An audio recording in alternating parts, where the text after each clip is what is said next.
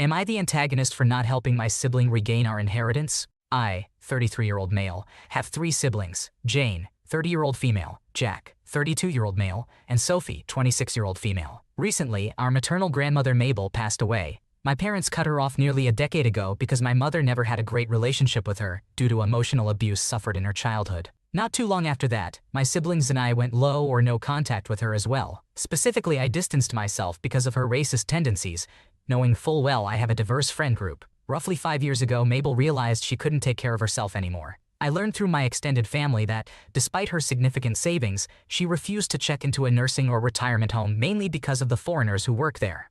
My mother had completely burnt all bridges with Mabel, so Mabel tried guilt-tripping me and my siblings into taking care of her. Jane, Jack, and I refused quickly, but Sophie broke down. Sophie has the tendency to be a bit of a pushover, which is why Mabel likely manipulated her easily. For the past 5 years, Sophie had been living with Mabel, looking after her, and receiving only a stingy pay each week. When Mabel passed, we learned that in her will, she left some money to my mother, but the majority of her savings and her sizable house to Sophie. Her savings were significant, amounting to the high 6 figures. I felt that it was only right Sophie received a hefty inheritance, as did Jane, our parents, and myself, but Jack disagreed. He believes that it's only right that the 4 of us receive an equal inheritance and is trying to pressure Sophie. I wholeheartedly think the opposite for a few reasons. Firstly, despite the person she was, Mabel had the right to grant her inheritance to whomever she desired. Secondly, Sophie put up with her for 5 years and deserves the world for that. Many times I checked in with her, and she seemed about to crumble, constantly under emotional duress. Jane agrees with me but refused to speak to Jack at all as she shut him down quickly.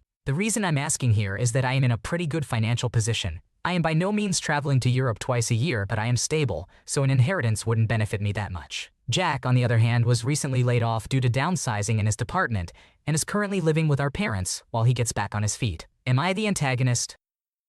Not the antagonist.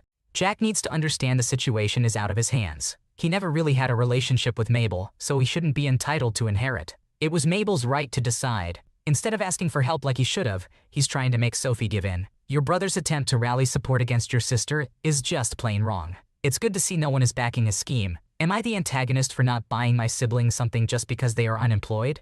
I am a 21-year-old male living with my mom and my 20-year-old brother. Out of everyone in the household, my mom and I have jobs, while my brother does not and has never had one. He seems to show no interest in getting one at all, and for some reason, my mom tolerates this. This situation is extremely irritating to me because he has no mental issues that could prevent him from holding a job, and he is not physically disabled either. The only potential obstacle holding him back would be his lack of a driver's license, which is another story in itself. But there are many places around us that he could walk to in order to find employment. Because of this, I refuse to buy things for him. For example, if I go out to get fast food, I don't offer to buy him anything. If he asks me to get something for him, I tell him to pay me back for the food with the money he occasionally receives from our parents. After I inform him, he usually says he's not hungry anymore. Lol. Also, when I buy groceries for myself, I tell him not to use my items since he did not contribute to their purchase, which he respects, thank goodness. I do this because, in my opinion, buying things for him only further encourages him not to seek employment, especially when my mom allows him to live with us rent-free due to his lack of income, while I have to pay my share of rent, a portion of some household bills, and my own expenses, phone bill, car insurance, etc. I feel that buying things for him would be coddling him when he is a fully capable adult just like the rest of us. My mom disagrees with this and thinks that I am being a horrible, selfish, and greedy brother for not buying him things. Meanwhile, she will purchase anything he needs, food, clothes, etc. This situation has significantly strained my relationship with my mom and brother to the point where we have had several serious arguments about money and my behavior toward my brother. It's making me wonder if I'm just being unreasonable. So Reddit, am I wrong for not buying things for my brother? P.S. This was posted on a burner account, so I apologize if it takes me a while to respond to comments.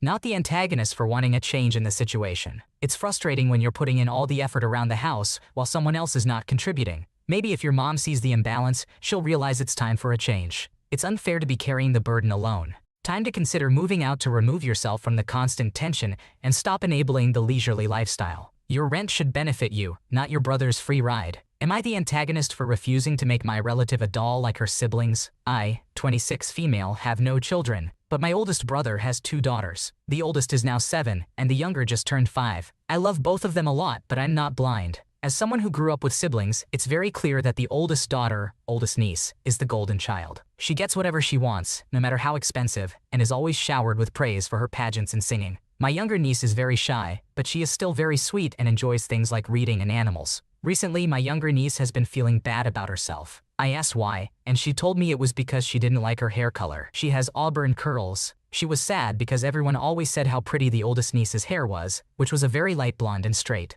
It got so bad that she had apparently tried to cut it off, which her mom had just laughed off as a childhood mishap. When I was over at my brother's house, I noticed that the two were playing with dolls. The oldest niece had a very nice Barbie doll, while the younger niece had what looked like a short, cheap Walmart knockoff. I asked why, and the mom said it was because she couldn't find a doll with red hair. This made me upset because 1. The doll's hair is bright red, which is not her hair color, and 2. It was of extremely different quality. I said nothing, but when it was the younger niece's birthday, I acted. For months, I researched doll making and restoring. I took a Barbie and replaced her hair with some that matched hers and painted the eyes. I then hand-sewed several custom outfits and gave each a blue whale theme, her favorite animal. As a cosplayer, this wasn't that hard. On her birthday, the younger niece was ecstatic, but her sister was obviously not. I didn't pay attention to her, instead focusing on making sure the younger niece liked her gifts. But only a few days later, her parents called me, telling me that I needed to make the oldest niece a doll as well. I said I'd get her one on her next birthday. They said no. She needed it immediately because she'd been upset that her sister's doll was customized unlike her store-bought ones,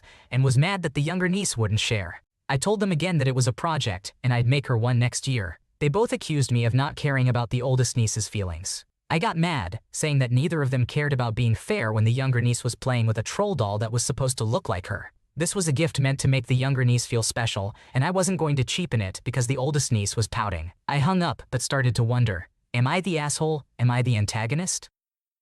Not the antagonist, more kids should have aunts like you about. It warmed my heart to see you notice and act on making In feel special, as she deserves to feel. On needs to learn that life doesn't revolve around her, and could use a lesson in not always being the center of attention. Be careful that On doesn't intentionally damage In's doll. You're a beautiful person for stepping up when her parents aren't. Maybe consider making it a special thing you do with In, and who knows, maybe she'll even join in eventually. Am I the antagonist for expecting housemates to pay utility bills and split dishwasher cost, despite their claims of unfairness and threats to move out? Am I the antagonist for expecting my housemates to pay their share of the utility bills, even though they claim it's unfair because they use less water and electricity, but still benefit from the Wi-Fi and Netflix subscription I pay for, which they use constantly, and also refuse to contribute to the replacement of the broken dishwasher, which they've been using for months, despite agreeing to split the cost initially, and now they're threatening to move out and leave me with the entire rent and bills to pay away. I'm at my wit's end and need some perspective on a ridiculously complicated situation with my housemates. I've been living with 3 others in a 4-bedroom house for over a year now. We initially split the rent and utility bills evenly, but things have taken a turn for the worse.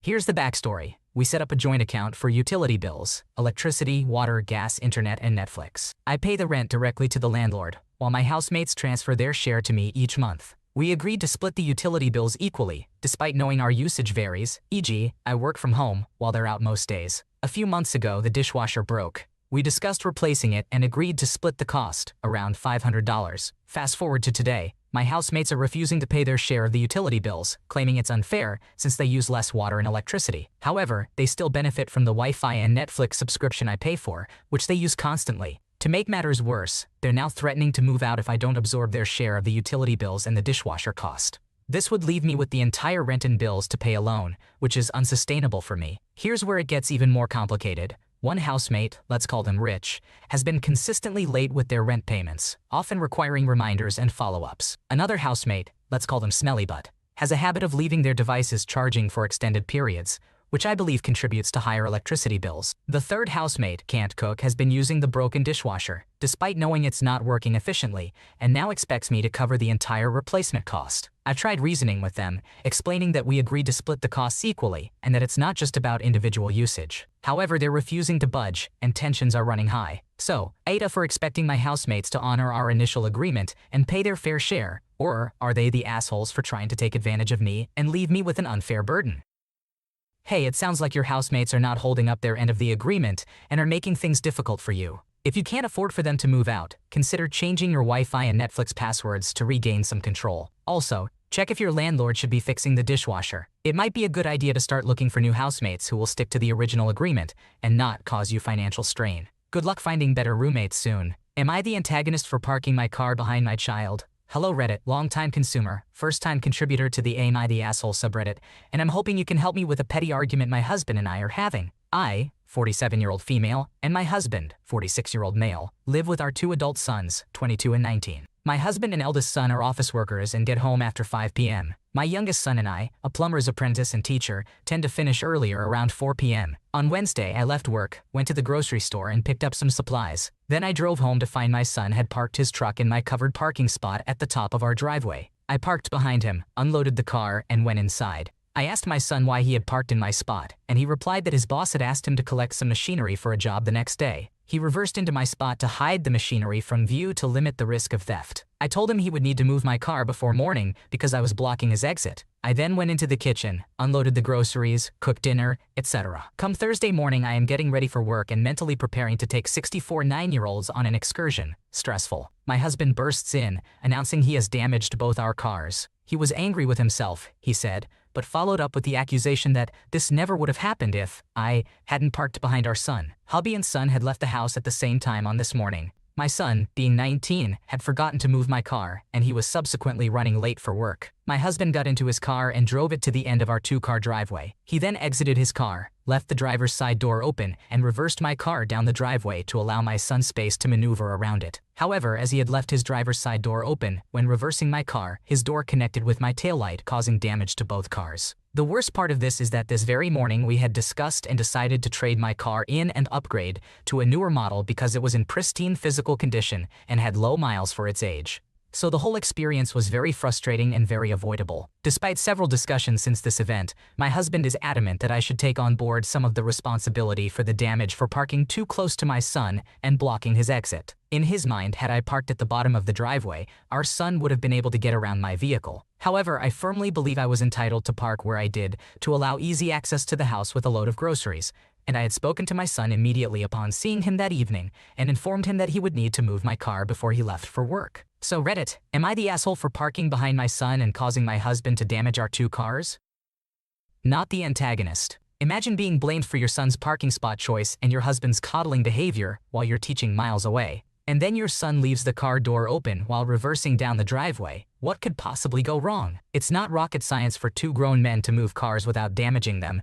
They don't need a committee for that. Hopefully, once the embarrassment fades, apologies will follow. If not, well, there's always the option to use magical powers for good and turn someone into a newt. Am I the antagonist for not letting my cousins stay at mine? I am 26 years old and the only sibling who owns a house in the United Kingdom. My two siblings live at home with my parents, and there are no spare rooms available. An uncle and aunt from Australia are visiting my town with their child who moved to Cambridge, UK 6 months ago. My uncle and aunt are staying at my grandparents' house and their child wants to visit us. Cambridge is an hour away from where we live. I do not have much contact with this cousin. Apart from family gatherings, we are not close. They are nice enough, but they moved away when they were young, so we did not grow up together. My partner and I are calm and do not drink, whereas I think they are more of a wild child. My grandparents informed us that my cousin is coming to town when their parents visit for one night on the weekend. Since there is no extra room available, my siblings suggested that they could stay in my spare room. I initially thought it was a joke, but my sibling insisted, so I firmly declined and said no. I later apologized for my snappy tone and they were okay with it.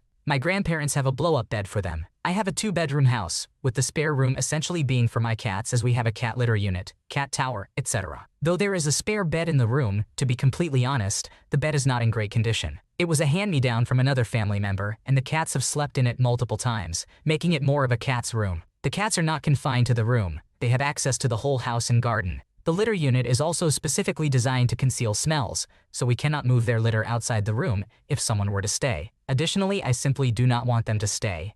I am not close with them, and I bought my house for my own space. I have not discussed any of this with them, and they did not even ask if it was okay to stay.